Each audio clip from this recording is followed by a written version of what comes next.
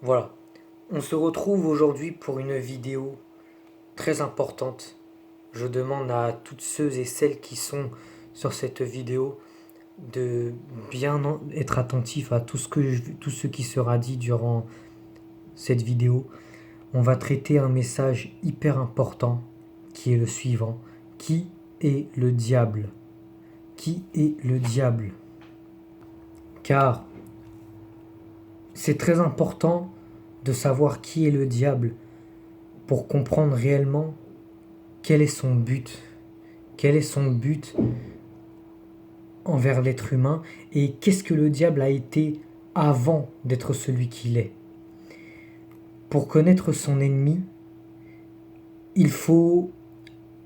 Alors, pour pouvoir lutter mieux face à son ennemi, il faut le connaître avant. Mieux connaître son ennemi pour pouvoir lutter. Connaître son ennemi pour pouvoir lutter face à lui. Qui est le diable? C'est une vidéo très importante, je demande vraiment la plus grande attention. Oubliez ce qu'il y a autour de vous et concentrez-vous juste sur ce message. Qui est le diable? À l'époque, avant la fondation du monde, Dieu créa les cieux et la terre, mais il créa dans les cieux les anges, les archanges, les chérubins, toute créature céleste, notamment un ange qui autrefois s'appelait Lucifer, qu'on appelait également le fils de l'aurore, mais qui s'appelle aujourd'hui Satan. Donc, Satan était l'ange de Dieu le plus puissant dans tout le royaume des cieux. Il était également l'ange probablement le plus aimé de Dieu. Il était l'ange le plus proche de Dieu. Il était dévoué à Dieu. Il servait Dieu, bec et ongles, jour après jour. Jusqu'au jour où celui-ci, donc Satan, décida de se rebeller contre l'autorité de Dieu. Satan est le principal adversaire de Dieu. Il est l'ennemi, il est l'adversaire. Il est le premier adversaire de Dieu, mais il est également le plus puissant de tous les esprits déchus depuis sa chute jusqu'à maintenant. Satan, dont la signification en hébreu est adversaire ou ennemi, ça signifie adversaire, mais on peut dire ennemi aussi, on l'appelle également le diable. Diable qui signifie calomniateur, donc menteur. Le diable est le père du mensonge. Dieu est le père de vérité. Comme Jésus-Christ est la vérité, Dieu est le père de vérité et Satan c'est exactement le contraire, il est le père du mensonge, le père de la perdition, il est le serpent ancien. Et on l'appelle également d'un nom beaucoup plus subtil, un nom dont lequel beaucoup de personnes ne font pas référence et ne connaissent pas. On l'appelle le malin, le rusé, parce qu'il est malin et rusé. Satan, il est loin d'être bête. Il n'a pas été l'ange le plus apprécié dans le royaume des cieux, l'ange probablement le plus aimé de Dieu, l'ange qui était le plus proche de Dieu à l'époque, avant la fondation du monde, pour aujourd'hui être le contraire de malin. Donc bête. Satan, il est loin d'être bête. Il est malin, il est rusé, L'origine de Satan est écrite dans le livre d'Ézéchiel à partir du verset 28. Et on va aller dans le livre d'Ézéchiel au chapitre 28 si vous le voulez bien. Ézéchiel chapitre 28 à partir du verset 11 et on va lire jusqu'au verset 19.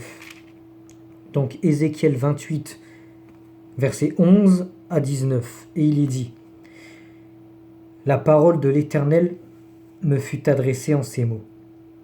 Fils de l'homme, prononce une complainte sur le roi de Tyr. Tu lui diras, ainsi parle le Seigneur l'Éternel.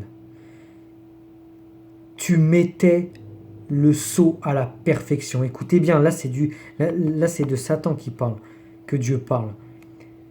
Tu mettais le sceau à la perfection. Tu étais plein de sagesse, parfait en bonté. Tu étais en Éden, donc dans le jardin d'Éden, le jardin de Dieu. Tu étais couvert de toute espèce de pierres précieuses, de sardoine, de topaze, de diamant, de chrysolite, d'onyx, de jaspe, de saphir, d'escarboucle, d'émeraude et d'or. Tes tambourins et tes flûtes étaient à ton service, préparés pour le jour où tu fus créé. Tu étais un chérubin protecteur. On voit bien que là, Dieu ne parle pas d'un homme. Tu étais un chérubin protecteur, aux ailes déployées. Confirmé, vous me suivez, il ne parle pas d'un homme. Je t'avais placé et tu étais sur la sainte montagne de Dieu. Tu marchais au milieu des pierres étincelantes. Tu as été intègre dans tes voies. Tu as été parfait dans tes voies. À l'époque, Satan, qui s'appelait Lucifer, était parfait dans ses voies, dans son service à Dieu, dans son dévouement à Dieu. Depuis le jour où il a été créé, il a toujours servi Dieu correctement. L'ange probablement le plus dévoué pour le Seigneur, le plus proche du Seigneur. Mais jusqu'au jour, il a été comme ça, mais jusqu'au jour où, et le où est très important, a été trouvée l'iniquité chez toi, donc le péché. Par la grandeur de ton commerce, donc de ton affaire, de ton désir, tu as été rempli de violence et tu as péché. Je te précipite de la montagne de Dieu, je te jette de la montagne de Dieu et je te ferai disparaître, chérubin protecteur, du milieu des pierres étincelantes. Donc là, c'est pourtant clair. Par la grandeur de ton commerce, donc de ton désir, de ton envie, de ton business, de ton affaire, Satan était rempli de violence, de jalousie, d'orgueil à ce moment-là. Et ça l'a emmené à pécher, la rébellion contre Dieu. Et Dieu dit, je te précipiterai de la montagne de Dieu, je te jetterai de la montagne, de la sainte montagne de Dieu, je te jetterai du royaume des cieux, je te bannirai du royaume des cieux. Et je te ferai disparaître, chérubin protecteur, du milieu des pierres étincelantes. Verset 17. Ton cœur s'est élevé à cause de ta beauté. Le cœur de Satan s'est enorgueilli à cause de sa beauté. Tu as été corrompu. Tu as corrompu ta sagesse par ton éclat. Il s'est corrompu lui-même. Je te jette par terre, je te livre en spectacle au roi. Par la multitude de tes iniquités, par l'injustice de ton commerce, tu as profané tes sanctuaires. Je fais sortir du milieu de toi un feu qui te dévore. Et ça, c'est quoi? C'est la géhenne. Je te réduis en cendres sur la terre. Verset 19. Aux yeux de tous ceux qui te regardent, tous ceux qui te connaissent parmi les peuples, sont dans la stupeur à cause de toi. Tu es réduit au néant, tu ne seras plus à jamais. Il faut savoir une chose. Dans ces nombreux versets, dans ces nombreux passages que je viens de lire, dans le livre d'Ézéchiel, ça en dit long sur la position qu'avait Satan à l'époque où il servait Dieu. Satan, à l'époque, il avait une très grande position dans le royaume des cieux. Il avait une très grande position. Il avait une très grande place. Une glorieuse place que Dieu, son Créateur, lui avait donnée. Et au moment où Satan a péché et a été banni du royaume des cieux, il a été banni de la sainte montagne de Dieu, Satan a perdu cette position qu'il avait à l'époque. Il a perdu sa place dans le royaume des cieux. Il a perdu sa place. Il a perdu sa place en tant qu'ange de Dieu. Il a perdu sa place. Dans le livre d'Ésaïe, on va y aller maintenant, dans le livre d'Ésaïe, chapitre 14, à partir du verset 12,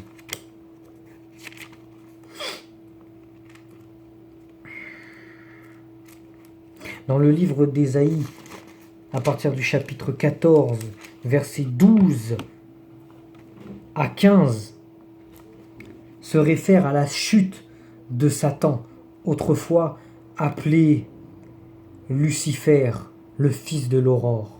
On va lire ce passage incroyable qui est très révélateur sur la chute de Satan. Donc, comme je l'ai dit, dans le livre d'Ésaïe, chapitre 14, à partir du verset 12 jusqu'à à peu près le verset 16, il est dit: te voilà tombé du ciel, te voilà tombé du ciel, astre brillant, fils de l'aurore, tu es abattu à terre, toi, le vainqueur des nations. Tu disais en ton cœur, je monterai au ciel, j'élèverai mon trône au-dessus des étoiles. Je monterai au ciel, j'élèverai mon trône au-dessus des étoiles de Dieu. Donc on voit bien qu'il voulait placer son trône au-dessus de Dieu, au-dessus. Il voulait être semblable à Dieu, il voulait carrément usurper Dieu. J'élèverai mon trône au-dessus des étoiles de Dieu. Je m'assiedrai sur la montagne de l'assemblée, à l'extrémité du septentrion. Je monterai sur le sommet des nuées. Je serai semblable au Très-Haut. Je serai semblable à Dieu. C'était le projet de Satan à l'époque.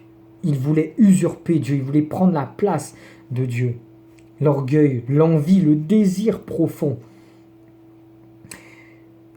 Je continue à partir du verset 15. Mais tu as été précipité dans le séjour des morts.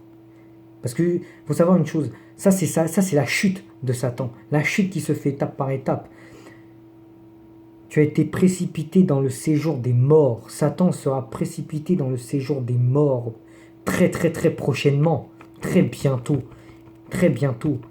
lors du retour de Jésus-Christ, le Sauveur, le Seigneur, l'unique maître qui doit être le maître de ce monde, Jésus-Christ. Quand Jésus-Christ reviendra, Satan sera jeté dans les temps ardents de feu, dans le séjour des morts et dans les profondeurs de la fosse. C'est ça, la chute de Satan qui se fait petit à petit. Et là-dedans, dans ce passage, il révèle la cause de tout ça. L'éclosion de l'orgueil dans le cœur du chérubin, l'orgueil dans le cœur qu'on appelait de l'ange qu'on appelait autrefois Lucifer, le fils de l'aurore. L'orgueil, le désir profond d'usurper la place de Dieu, de prendre la place de Dieu, d'élever son trône au-dessus des étoiles de Dieu. Et ça l'a emmené à la rébellion, ça l'a amené à la révolte. Et donc il a fini par pécher contre Dieu, qui du coup a été à jamais banni du royaume des cieux et maudit. Et du coup, il a perdu, comme j'ai dit, sa grande position qu'il avait dans le royaume des cieux et parmi les anges. il a perdu sa grande position, sa grande place qu'il avait dans le royaume des cieux. Il faut savoir une chose, son déclin va être progressif. À partir du moment où Satan a péché contre Dieu, il a été banni, son déclin, sa chute va être progressif et va se faire en plusieurs phases. Premièrement, il a été précipité dans les lieux célestes. Donc, on va retourner dans le livre d'Ézéchiel, chapitre 28. D'accord ?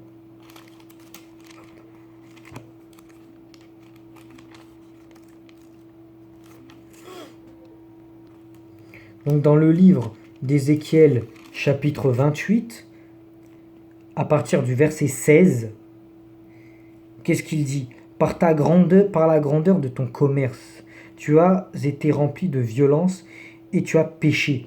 Je te précipite de la montagne de Dieu, je te jette de la montagne de Dieu et je te fais disparaître, chérubin protecteur, du milieu des pierres étincelantes. Ça, c'est le premier exemple. Il y a aussi un deuxième exemple dans le livre d'Éphésiens. Dans le livre de Éphésiens. Et il est dit dans le livre d'Éphésiens, chapitre 6, à partir du verset 12, « Car nous n'avons pas à lutter contre la chair et le sang, mais contre les dominations, contre les autorités, contre les princes de ce monde de ténèbres, contre les esprits méchants dans les lieux célestes. » La chute de Satan a été encore plus forte quand Jésus-Christ est mort à la croix pour nos péchés. Nous, enfants de Dieu, nous ne devons pas nous battre spécialement contre les hommes, mais surtout contre les esprits démoniaques, Satan et ses anges déchus. Je vais donner un deuxième exemple. Ça vient dans le deuxième exemple. Donc, il a été jugé à la croix de Jésus-Christ. Et on va aller dans le livre de Jean. Dans le livre de Jean, à partir du verset 12. À partir du chapitre 12, pardon. Jean 12. Alors, dans le livre de Jean, chapitre 12, verset 31, il est dit, et là ça concerne également la chute de Satan, qui est dans le deuxièmement que j'ai prononcé, donc il a été jugé à la croix de Jésus-Christ. Je lis, « Maintenant a lieu le jugement de ce monde. Maintenant le prince de ce monde sera jeté dehors. » Le prince de ce monde, en ce moment, il faut savoir une chose, c'est Satan. Le prince de ce monde, par usurpation, par mensonge, c'est Satan. C'est Satan. Parce que le péché règne ici, les ténèbres règnent ici. Regardez ce qui se passe actuellement dans le monde depuis le début de l'année 2020. Ok, depuis des millénaires, ça se passe comme ça, mais surtout maintenant que nous sommes vraiment dans une période vraiment précise de la fin des temps.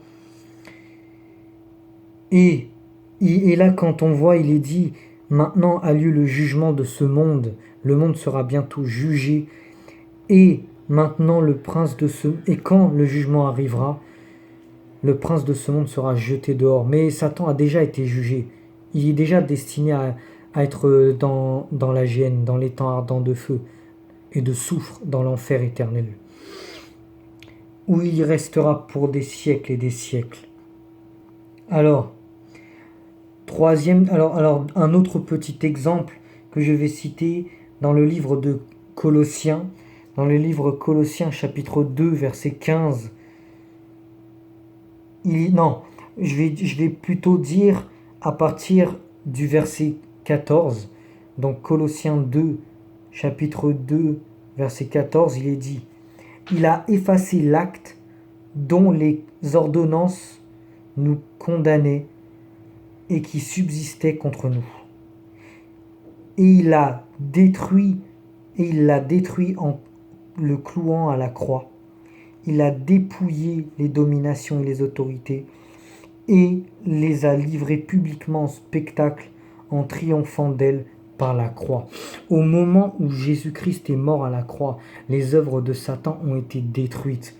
Les lois, la loi du péché qui nous condamnait et qui viennent de Satan ont été détruites.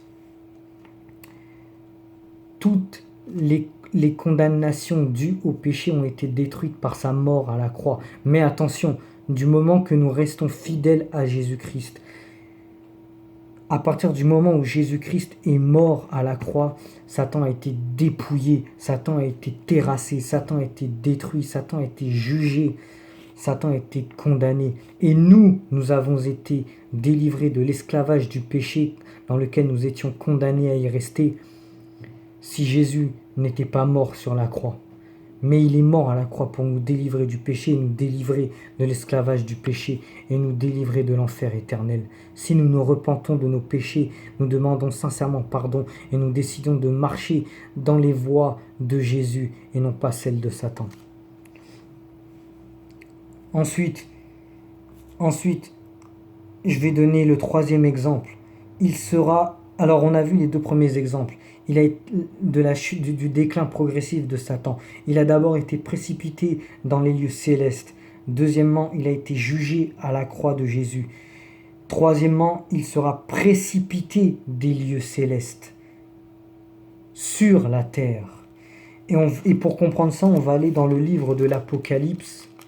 Dans le livre de l'Apocalypse, à partir du chapitre 12, pardon. Apocalypse chapitre 12, verset 7, et il est dit « Et il y eut guerre dans le ciel. Michael, qui est un archange de Dieu, Michael et ses anges combattirent contre le dragon. Le dragon, c'est Satan. Et le dragon et ses anges combattirent. Mais ils ne furent pas les plus forts. Et leur place ne fut plus trouvée dans le ciel. Et il fut précipité, le grand dragon, le serpent ancien, appelé le diable et Satan, celui qui séduit toute la terre. Et il fut précipité sur la terre, et ses anges furent précipités avec lui. Satan a été précipité sur la terre maintenant.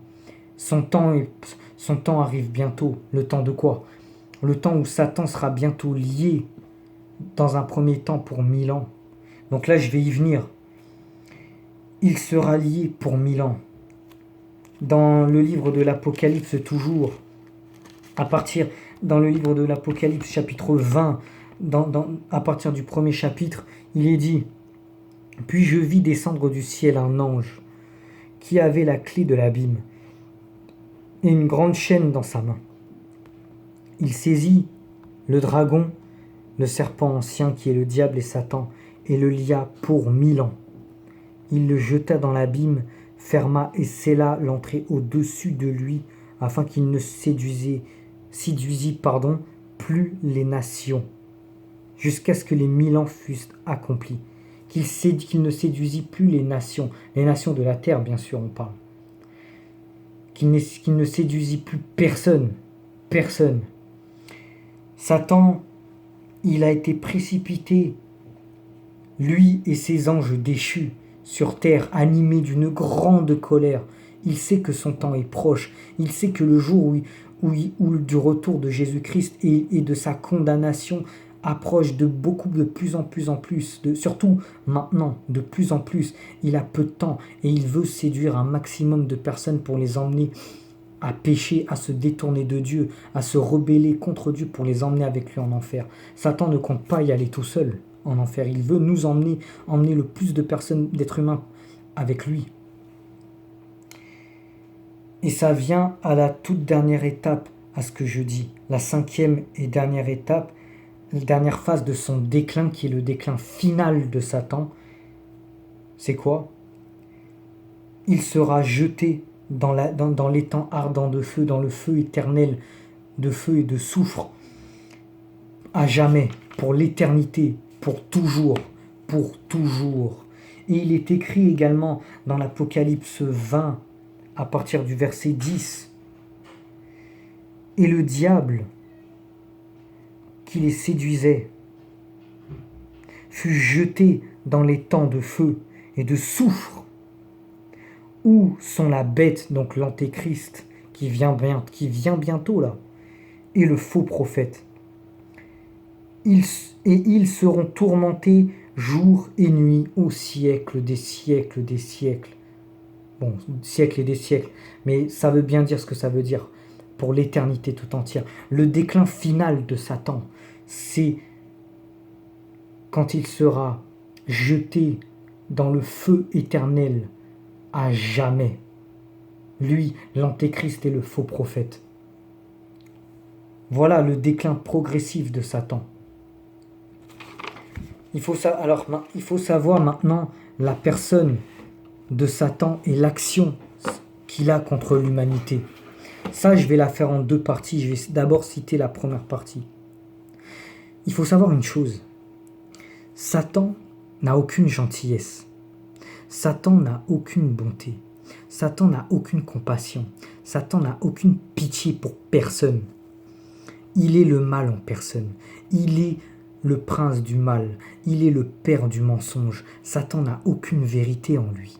Satan n'a absolument rien de bien en lui. Il ne sait pas c'est quoi le bien. Il est l'agent même du mal. Satan sait. Il a quelque chose, c'est que Satan, il sait parfaitement bien influencer le cœur de l'homme pour l'emmener à pécher et à commettre des choses abominables. Comme par exemple les péchés comme tuer, comme l'adultère, comme la jalousie, comme les mauvaises pensées de cœur, genre avoir la haine contre son prochain, avoir de l'amertume, avoir de la rancœur, avoir de l'envie. Ah oui, l'envie, trop envie, c'est ce que Satan a fait. Il voulait trop prendre la place de Dieu, s'élever, être semblable à Dieu. Il voulait trop, ça l'a emmené à pécher. Et donc il a été banni et condamné. Les viols également, le racisme. Le racisme, c'est dû au péché que Satan fait, qui emmène le racisme également dans le monde. La méchanceté, l'homme rempli de méchanceté. C'est le péché qui fait tout ça. Et le péché vient d'où? Vient de Satan. Vient du fait que Satan met ça par influence dans le cœur de l'homme. Afin que l'homme se rebelle contre Dieu également. Parce que Dieu ne supporte pas le péché. Dieu, l'ennemi de Dieu, évidemment, c'est le diable. Mais là, en ce qui nous concerne, l'ennemi de Dieu, c'est le péché. Quand nous péchons, nous ne sommes pas des fils de Dieu. Quand nous péchons, nous sommes des fils du diable, parce que le péché appartient au diable. Le péché, ça n'appartient pas à Dieu. Honte aux personnes qui appellent le mal bien et le bien mal.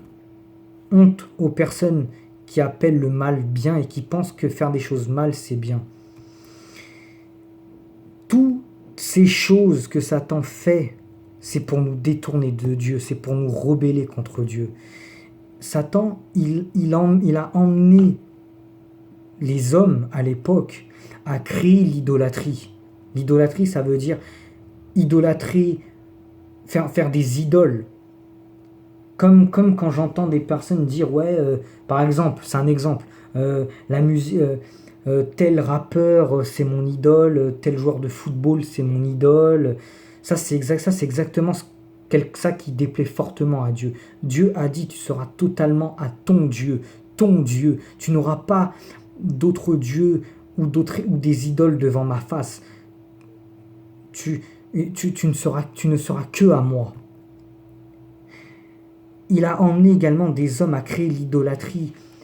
Mais j'ai dit que c'était comme nous disons là, des passions ou des personnes en particulier. Non, mais c'est également aussi d'autres dieux qui ne sont pas le vrai Dieu. Le vrai Dieu, celui qui a créé les cieux, la terre, la mer, l'homme et la femme, qui a créé la verdure, les animaux, les cieux. Les hommes qui ont créé d'autres dieux, ce ne sont pas le Dieu d'Israël. Ils ont créé des faux dieux, animés par la pensée de Satan, pour que nous croyons tous que le fait d'adorer plusieurs dieux en même temps, ça signifie qu'on n'aime qu'un seul Dieu. Alors qu'en fait, je vais vous le dire franchement, c'est complètement faux. C'est des conneries, c'est un grand mensonge. Satan, n'oublions pas que c'est le père du mensonge, et ça, c'est un mensonge. Quand quelqu'un vous dit, oui, tu peux aimer plusieurs dieux, c'est pas grave, du moment qu'on prie tous le même Dieu. Non, non, non, non, non, non, non. Dieu est esprit. D'accord? Dieu est esprit. Donc, prier d'autres dieux qui ne sont pas le Dieu d'Israël, c'est un mensonge. Et ça, c'est le plan de Satan, pour vous égarer. Il a également emmené des hommes à créer le mariage pour tous, les musiques mondaines, les différents cultes, l'envie du mal, des colères dans le cœur des hommes. C'est Satan qui fait tout ça. Tout dans ce monde que l'homme pense bon vient de Satan. Vient de Satan. Et ça, toutes ces choses-là, et Satan, en fait, dans son plan, il veut amener l'homme à s'égarer, à renier Dieu, à rejeter Dieu, pour que l'homme, lors du jugement, soit condamné avec Satan dans les temps ardents de feu. Tout ce que Satan là veut faire sur terre, il veut utiliser des choses que nous aimons le plus au monde. Il veut utiliser nos faiblesses, il veut utiliser des trucs malins et subtils pour nous égarer, pour nous détourner de Dieu. Nous allons penser que ce n'est pas grave, que c'est normal, c'est la vie. Mais c'est ce que Satan veut que nous pensions. Parce que Satan il ne faut pas oublier que Satan était l'ange le plus puissant à l'époque. Et aujourd'hui, il est toujours le plus puissant des anges déchus. Il sait comment faire. Il va le faire d'une manière très subtile qu'on va même pas s'en douter. Limite, il va aussi réussir à nous convaincre par des hommes très influents, des hommes politiques ou religieux, pour dire qu'il n'existe pas, que l'enfer n'existe pas, pour emmener l'homme à pécher librement sans crainte. C'est pour ça que l'homme fait tout ça aujourd'hui. Parce que l'homme s'est fait avoir. L'homme s'est fait avoir.